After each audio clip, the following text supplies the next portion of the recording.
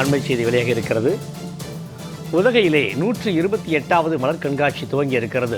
நீலகிரி மாவட்டம் உதகை அரசு தாவரவியல் பூங்காவிலே 128வது மலர் கண்காட்சி இன்று கோலாகலமாக துவங்கியிருப்பதை தற்போது நாம் அண்மை செய்தியாக பார்த்து கொண்டிருக்கிறோம். இது தொடர்பான கூடுதல் விவரங்களை தெரிவிக்கிறார் நமது செய்தியாளர் சிவகுமார். சிவகுமார், 128வது மலர் கண்காட்சி கோவையிலே பிரம்மாண்டமாக தொடங்கியிருக்கிறது. கூடுதல் விவரங்களை, அந்த அழகின் ரகசியத்தை சொல்லுங்க.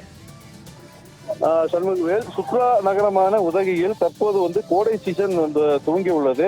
இந்த கோடை விழாவின் ஒரு நிகழ்ச்சியாக உதகை அரசு தாவரவியல் பூங்காவில் 128வது மலர் கண்காட்சி இன்று துவங்கி உள்ளது.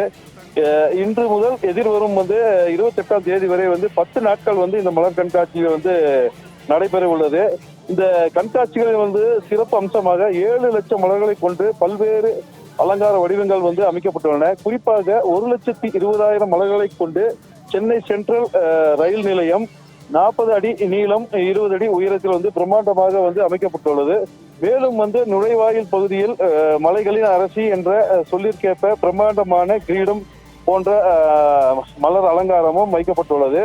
மலர் கண்காட்சி மாடத்தில் 128வது மலர் கண்காட்சி என்ற எழுத்து வடிவில் பூக்களால் வடிவமைக்கப்பட்டுள்ளது. அத்துடன் தமிழ்நாடு வரைபடம், 10 அடி உயரத்தில் திருவள்ளுவர் சிலை, சென்னை சென்ட்ரல் ரயில் நிலையம், திருவாரூர் ஆடித்தேர் வைக்கப்பட்டுள்ளது. இது மட்டுமின்றி மகாபலிபுரம், உழவன், மீனவன், மலை ரயில், நீலகிரி மட்டுமே வாழும் தோடர் பழங்குடியினரின் வீடு மற்றும் கிராமிய கலைகளை போற்றும் வகையில் பரதநாட்டிய மங்கை, தவில், ஒயிலாட்டம், மயில் தோகை, கரகாட்டம், நாதஸ்வர இசைக்கலைஞர்கள், மேலும் மலை ரயில் போன்றவை மலர்களாலே உருவாக்கப்பட்டு காட்சிப்படுத்தப்பட்டுள்ளது. இது மட்டுமின்றி பூங்கா முழுவதும் 50,000 பூத்தொட்டுகளில் 275 வகையான பல வண்ண மலர்கள் மாடத்தில் அடுக்கி வைக்கப்பட்டுள்ளது. அந்த மலர்கள் பல வண்ணங்களில் பூத்துக் கொள்கின்றன.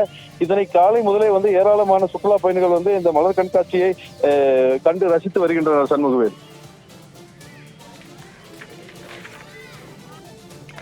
கூடுதல் விவரங்களை வழங்கியமைக்கு நன்றி சிவகுமார்.